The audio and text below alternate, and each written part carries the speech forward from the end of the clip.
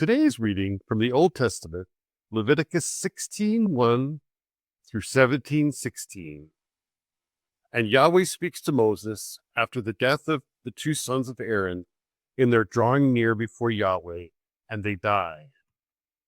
Indeed, Yahweh says to Moses, "Speak to your brother Aaron, and he does not come in at all times to the holy place within the veil, to the front of the propitiatory covering, which is on the ark, and he does not die. For I am seen in a cloud on the propitiatory covering. With this, Aaron comes into the holy place, with a bullock, a son of the herd, for a sin offering, and a ram for a burnt offering. He puts on a holy linen coat, and linen trousers are on his flesh, and he girds himself with a linen girdle, and he wraps himself up with a linen turban. They are holy garments, and he has bathed his flesh with water, and has put them on. And from the congregation of the sons of Israel, he takes 2 kids of the goats for a sin offering, and 1 ram for a burnt offering. And Aaron has brought the bullock of the sin offering near, which is his own, and he has made atonement for himself and for his house. And he has taken the 2 goats, and he's caused them to stand before Yahweh at the opening of the tent of meeting. And Aaron has given lots over the 2 goats, 1 lot for Yahweh, and 1 lot for a goat of departure. And Aaron has brought the goat near, on which the lot for Yahweh has gone up, and he has made it a sin offering. And the goat on which the lot for a goat of departure has gone up is caused to stand living before Yahweh, to make atonement by it, to send it away for a goat of departure into the wilderness. And Aaron has brought the bullock of the sin offering near, which is his own, and has made atonement for himself and for his house, and has slaughtered the bullock of the sin offering, which is his own, and has taken of the fullness of the censer of burning coals of fire from off the altar, from before Yahweh, and the fullness of his hands of thin spice incense, and has brought it within the veil. And he has put the incense on the fire before Yahweh, and the cloud of the incense has covered the propitiatory covering, which is on the testimony, and he does not die. And he has taken the blood of the bullock, and has sprinkled with his finger on the front of the propitiatory covering eastward, even at the front of the propitiatory covering. He sprinkles 7 times of the blood with his finger. And he has slaughtered the goat of the sin offering, which is the people's, and has brought in its blood to the inside of the veil, and has done with its blood as he has done with the blood of the bullock, and has sprinkled it on the propitiatory covering, and the front of the propitiatory covering. And he has made atonement for the holy place because of the uncleanness of the sons of Israel, and because of their transgressions and all their sins.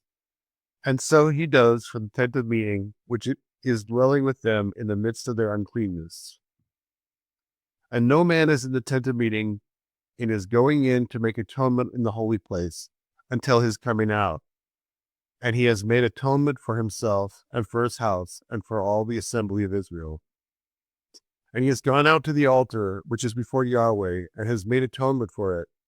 And he has taken of the blood of the bullock and of the blood of the goat, and has put it around the horns of the altar.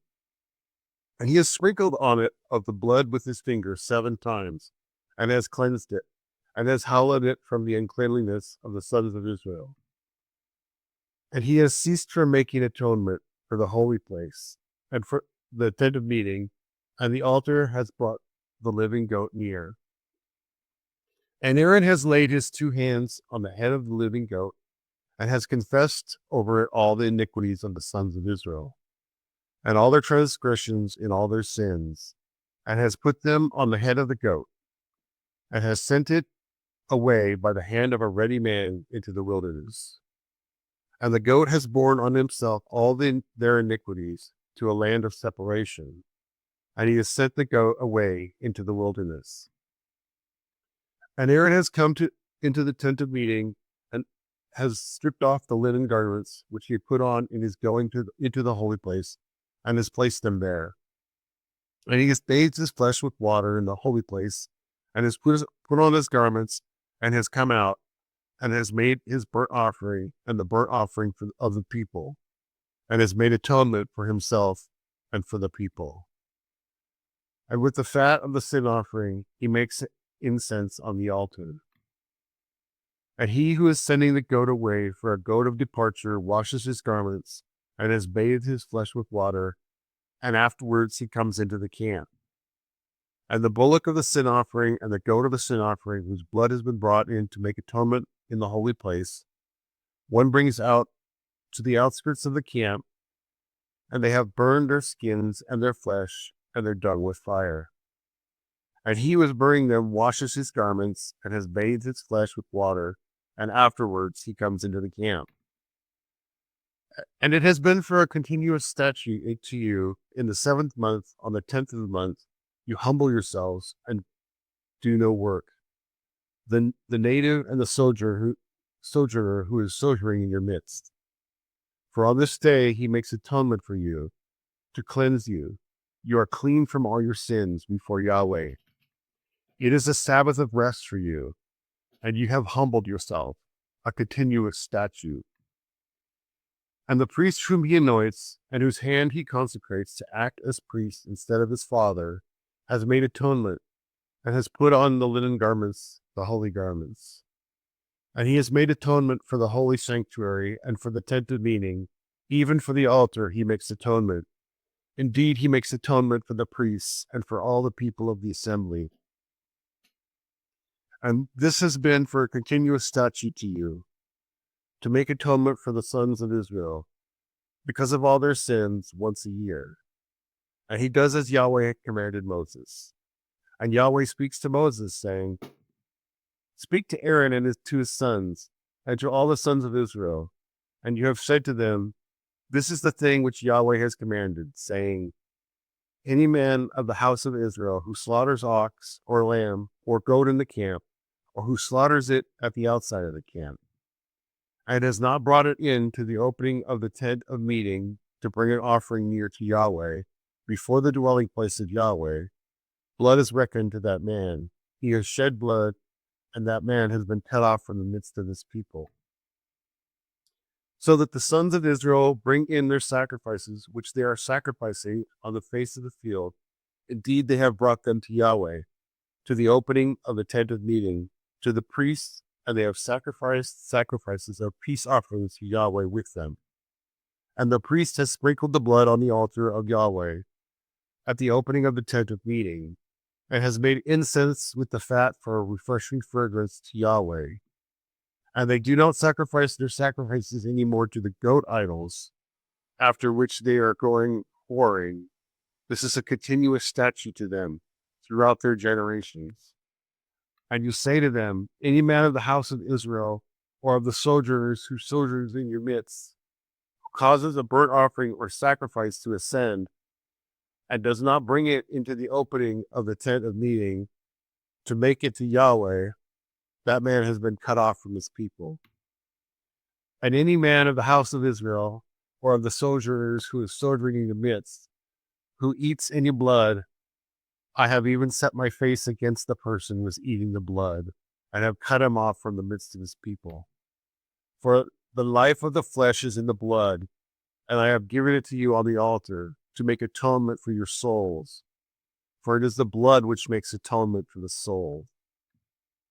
Therefore, I have said to the sons of Israel, No person among you eats blood, and the sojourner who is sojourning in your midst does not eat blood.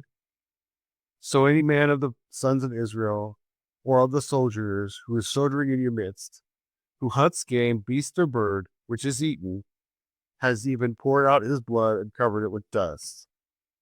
For it is the life of all flesh, its blood is for its life. And I say to the sons of Israel, You do not eat the blood of any flesh, for the life of all flesh is in its blood. Anyone eating it is cut off.